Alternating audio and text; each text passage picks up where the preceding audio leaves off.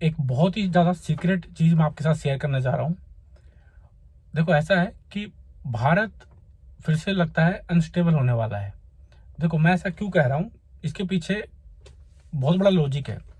आप ध्यान से सोचो, जब ट्रम्प का पहला कार्यकाल था तो उस समय भारत और यूएस का दोस्ती काफ़ी अच्छा था।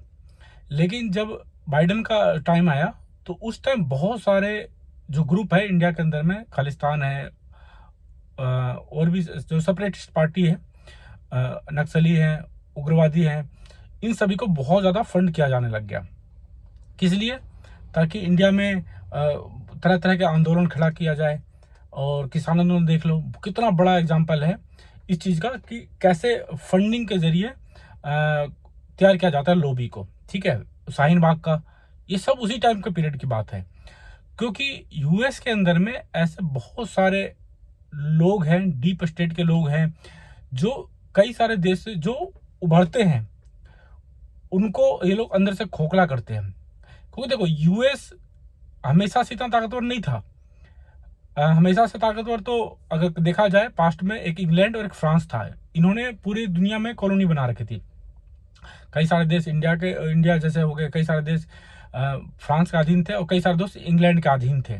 यूएस तो फर्स्ट वर्ल्ड वार में कुछ था भी नहीं खास। सेकेंड वर्ल्ड वार में जब लड़ाई हुआ था नाजी के खिलाफ, हिटलर के खिलाफ, तो उस टाइम पे भी यूएस इतना ताकतवर नहीं था।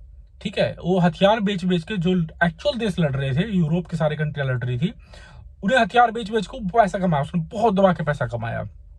बाद में उसने जो भी टॉप माइंडेड रिसर्च लोग थे उन सबको अपने यहाँ जगह देता था वो, और इस वजह से वो काफ़ी ज़्यादा आगे निकला, क्योंकि उसका डायरेक्ट युद्ध हुआ ही नहीं किसी से। ठीक है, बाद में वियतनाम का युद्ध हुआ जहाँ यूएस हार ही गया था। तो मेरा कहने का मतलब ये है कि वो नहीं चाहता यूएस कि कोई भी देश उसके कंपटीशन में आए, तो इसलिए कई तरह के साजिश करके उस देश को अनस्टेबल करता है। ठीक है, अब देखो जब बाइडेन का कार्यकाल चला गया, दोबारा ट्रम्प का कार्यकाल आया, तो इसने पाकिस्तान को फिर से सपोर्ट करना स्टार्ट कर दिया, क्योंकि उसे पता है भाई चाइना एक तरफ बहुत बड़ी इकोनॉमी बन चुकी है, सेकंड नंबर की इकोनॉमी है यूएस के बाद। और यूएस का डायरेक्ट टक्कर हो जाता है मिलिट्री पावर में रसिया के पास। तो मिलिट्री में क्षमता में रसिया हो गया, इकोनॉमिक में चाइना हो गया, दोनों एशिया के ही पार्ट है।